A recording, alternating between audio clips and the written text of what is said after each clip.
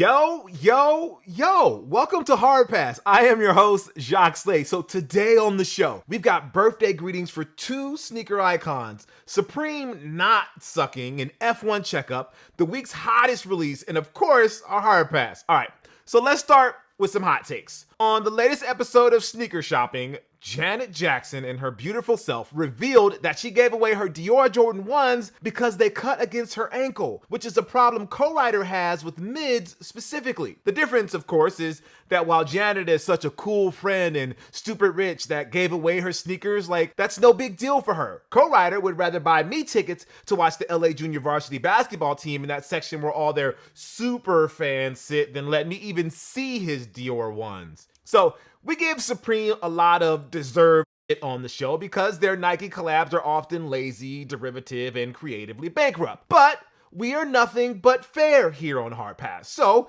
we would like to take this time to acknowledge them when they make good stuff, like last week's Nike SB Darwin Low drop. Instead of just slapping camel print and the letters SUP on whatever the hot Nike is at the time, they slapped camel print and the entire word Supreme on a never-before-seen low-cut version of the Nike Air Darwin on the 30th anniversary of the silhouette. Sneakerheads remember the Darwin as Hall of Famer Dennis Rodman's unofficial signature shoe, but now today's generation is going to accuse Supreme of copying Travis Scott with zero irony. And really, that's what we're here for. Even when Supreme does something nice, we just can't stop hating, huh? We got our latest preview of the Air Jordan 4 RM courtesy of Nigel Sylvester via a video by Greg Una. It's got a green wait, was that a left-handed dap by Greg to Nigel? Man, look, I'm gonna be generous here and say Greg was surely using his right hand to film the clip, but yo, depending on where you do it and who you do it to, extending your left hand to dap is Kendrick releasing Euphoria levels of disrespect.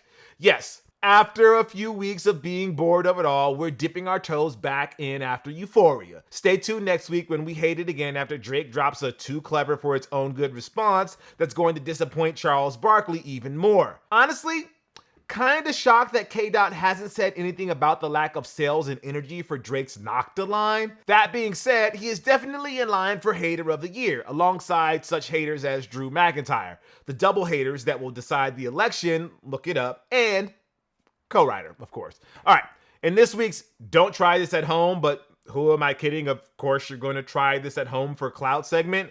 ASICS has teamed up with fashion label Ariel on a limited edition gel quantum kinetic that has a premium Kadi gaze layer on top that you can literally light on fire to see what's inside. The result should be a one-of-a-kind DIY version of the gel quantum kinetic, but all I'm going to see online are TikToks of kids with these or the Temu versions who somehow managed to also burn their couch or their clothes or their hair because engagement.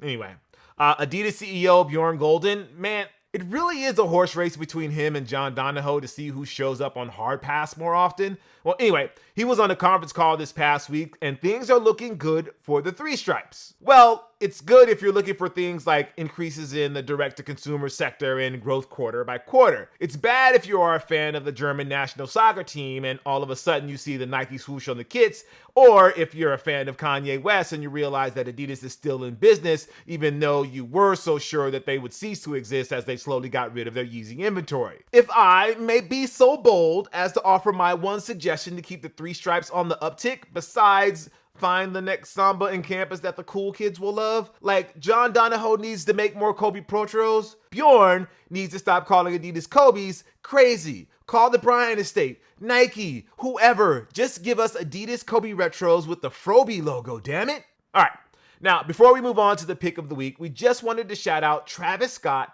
and Tinker Hatfield, who celebrated their birthday April 30th this past week. Despite people saying that his time on top of the sneaker world is over, Nike and Jordan Brand seem to be quite happy working with Travis, as the Jumpman Jack and the upcoming Nike Sharkadon serve as evidence that we're closer to the beginning than we are to the end of this partnership. Meanwhile, Tinker Hatfield's status as the greatest footwear designer of this or any era is secure. It's hard to imagine anybody even coming close to the impact that his designs have had on the business and in sneaker culture. And because we are in the engagement business like those kids who set their ASICs on fire, here is a non-scientific, totally biased list of Travis Scott's best Nike and Jordan collabs that were originally designed by Tinker Hatfield. Number 5, Travis Scott Jordan Trunner LT Tinker Astroworld sample. Probably need to reconsider that name in light of the Astroworld tragedy, but these one-of-ones were a gift from Tinker to Travis. Number 4, the Nike Air Max 1 Baroque Brown.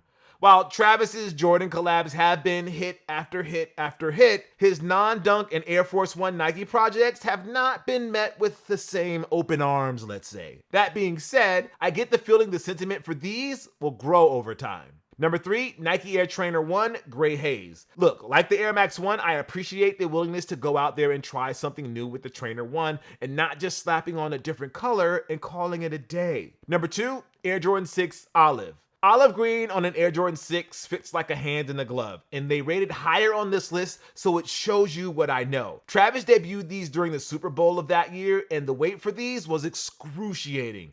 Now, if only I knew where my pair, where is my pair? Anyway, the Air Jordan 1-4 Cactus Jack is number 1. You can't go wrong with the one that started it all, right? The first official collab between Travis and Jordan Brand was an homage to the Houston Oilers. But beyond that, it was the most glaring sign of the changing times in sneaker culture when celebrity cosigns were being valued more than athlete ones. Yes, Kanye, Pharrell, and others came before Travis, but here we are in 2024 and the partnership is still going strong. It shows you that, like it or not, and honestly, I waffle on my opinion depending on the day, Travis's spot in the upper echelon of sneaker icons, I think it's secure. All right, pick of the week is the Kid Super Puma MB03. This is on May 9th for $135. Now, I know what you're thinking. There's no way Jacques Slade would wear a sneaker this weird, right? Well, yeah, I would wear these on the court, and let's be real here, I've definitely worn weirder sneakers in my lifetime. What I wouldn't do is go for the full back tattoo like LaMelo showed off recently. Not that there's anything wrong with full back tattoos. I just wouldn't go with that design, nor would I want disembodied eyes on there either. But despite Papa LaVar's objections, I do respect Puma and LaMelo's commitment to the bit with these sneakers. Keep them weird, guys. I think you're doing great. Big news out of Formula One world this past week. Adrian Newey, Chief Technical Officer at Red Bull, is leaving in early 2025. Newey will not be working on the current F1 Red Bull car for the rest of the season, focusing instead on the team's first hypercar, according to Sky Sports. He leaves Red Bull as the lead designer on 6 Constructors Championship teams and 7 Drivers Championships, with number 7 and 8 respectively surely on the way by the end of the year. And now the interesting part, where will Newey land? It doesn't seem like retirement is in play at the moment, so the rumors are flying about where he might end up next. Now, if you're not into F1 or if you're new to the sport thanks to Netflix's Drive to Survive like we are, what is the big deal with Adrian Newey? Well, he's only the most successful F1 car designer of all time, having designed cars that won 12 total world championships and 13 drivers' championships across Williams, McLaren, and Red Bull racing teams. As people who don't follow F1 since the day they were born, like basketball or golf or pro wrestling, if we had to compare Newey to those sports, it seems like he would be the Tex Winter or Butch Harmon or Paul Heyman of F1, except Newey gets paid way more than any of those guys and most drivers. Holy shit. Anyways, the next few weeks and months are going to be super interesting off the grid, not unlike the offseason craziness we've seen in the NBA. With nearly a dozen driver seats still up for grabs next season, there was already going to be a ton of movement on that front. With Newey added to the mix, the fight for who's going to throw the biggest bag at him is going to be fun to watch. I sure hope Netflix has cameras on Toto Wolff and Fred Vasseur as they try to out-petty each other in an effort to sign Newey. A Ferrari 2025 squad that includes new driver Lewis Hamilton and new designer Adrian Newey would be nuts. A Mercedes 2025 team that includes Newey and a freshly plucked Max Verstappen because Red Bull is a sinking ship would be even crazier. But if his cash rules everything around me in F1 like it's everywhere else in the world, I wouldn't be surprised if Canadian billionaire Lawrence Stroll, who totally doesn't look like an old school James Bond villain, just sent Newey a blank check with a note that said, this is for Lance. It's time for this week's Hard Pass. We'll take a look at something in the culture that just needs to go, like Bathing Ape.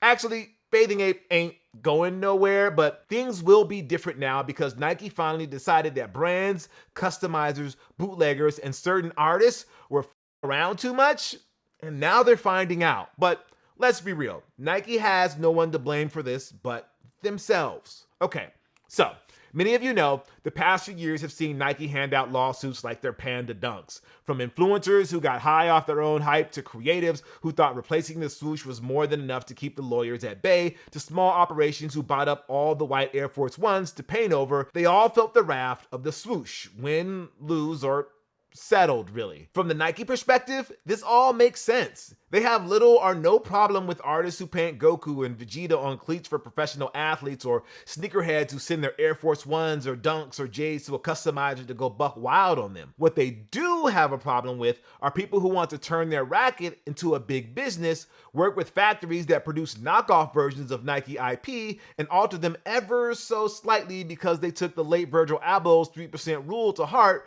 forgetting the fact that Virgil Abloh was working with Nike and never dared to alter the swoosh. Like, it takes a certain level of audacity to think that you can make hundreds, if not thousands of Dunks, make it look like a famous colorway of the Dunks, but with a skull instead of a swoosh, and think Nike's not gonna come knocking on your door. But what would make these entrepreneurs think they could get away with this? Maybe it has something to do with Nike letting Bathing Ape get away with it for decades.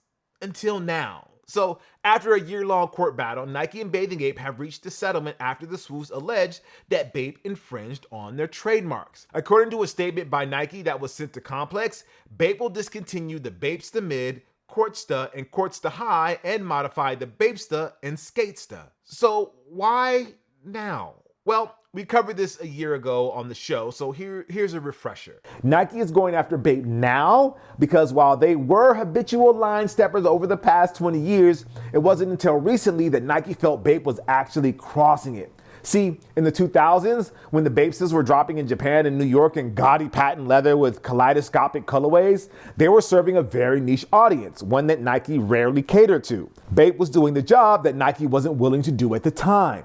As the years went on, plans changed, and Nike would also drop gaudy patent leather Air Force Ones with kaleidoscopic colorways. There were meetings between the two parties dating back in 2009, a year after Nike secured the trademark dress for the Air Force One. But by that time, BAPE as a brand was already faltering and starting to diminish in relevance in the US. Stores were closing, Nigo was out of the picture by the early 2010s, and business was shifting focus to Asian markets. Even the silhouette of the Bapestas changed, which upset longtime fans because they no longer looked like Air Force Ones. By Nike's calculus, it no longer made sense to go after BAPE since they were no longer a threat. However, fast forward to today, and BAPE has resurfaced in the US with not only the Bapestas in their oxymoronic original knockoff form, but with new models that look suspiciously like Dunks and Jordan 1s.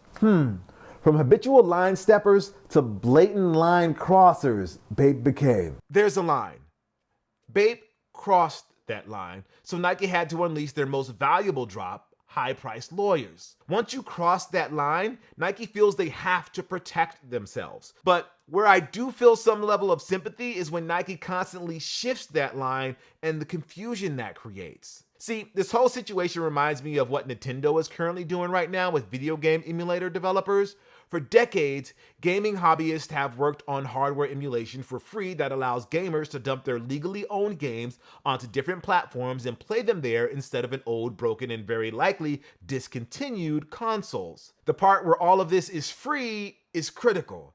Have a cartridge of Super Mario Bros. 3 but no NES to play it on? You could buy a used console on eBay and hope it works, or you can transfer the data onto your computer and fire up an emulator to play the game you remembered from your childhood and never have to worry about degradation again. Nintendo knows these emulators are legal, and save for a few hiccups here and there, they've allowed them to exist in that world. And as far as we know, nobody has ever seen a dime for the work that's been put into these emulators. Even when they introduced their Nintendo Online subscription that includes access to a library of classics from the 80s and 90s, you didn't really hear a lot of chatter about Nintendo shutting down the emulators. People who host websites that let you download the entire run of GameCube games?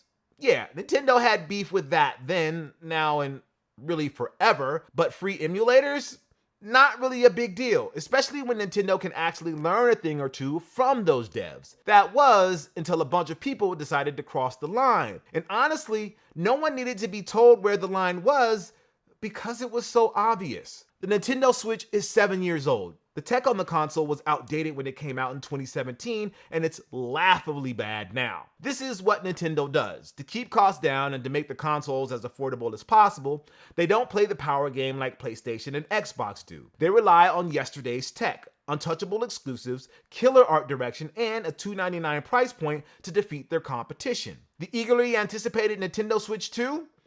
It probably won't be as powerful as the Xbox Series X or PS5 that came out in 2020. But since it's the only place you can play Mario and Zelda and Pokemon, you have to accept it. And while that practice has paid huge dividends for Nintendo's bottom line, a not insignificant number of gamers feel like these games could look and run so much better. And if they can't get that performance upgrade from Nintendo, well, see, the neat thing about emulators is that they can make old games look better. Apologies to purists like Co-Writer, who has on more than one occasion asked me if I knew anybody with a working CRT television because playing Mike Tyson's Punch-Out on an emulator is tough because of input lag. But most people don't care. They want to see these old games in vibrant, crispy HD. So go ahead and run that old Super Mario 64 in HD. Nintendo probably won't lose sleep over that. But what happens when they make games that are still available in stores right now better?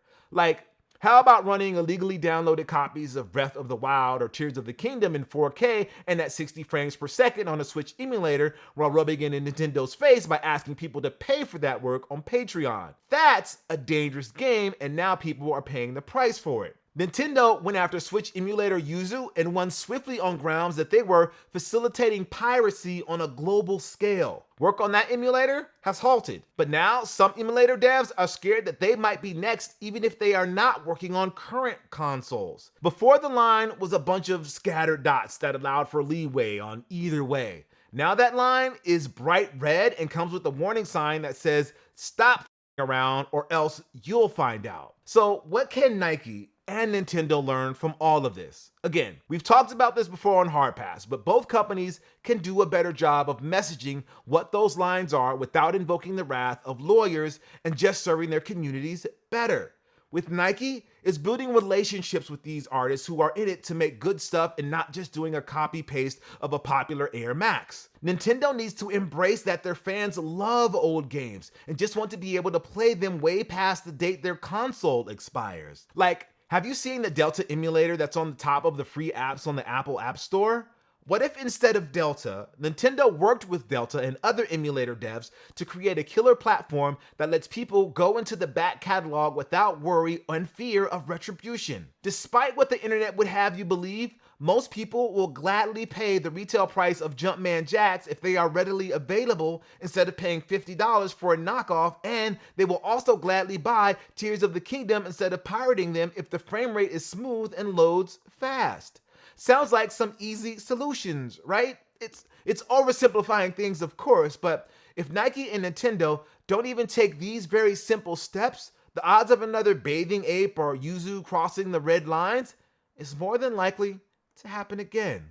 But let me know. What do you guys think? All right, that's going to do it for the show. Thank you for watching Hard Pass. I am Jacques Slade. I'll see you next week. Now, if you'd like to possibly be featured in a future episode, call us at 818-493-9325. Leave a short message, your social media if you want, no more than 30 seconds. All right, I'll see you guys next week. Peace.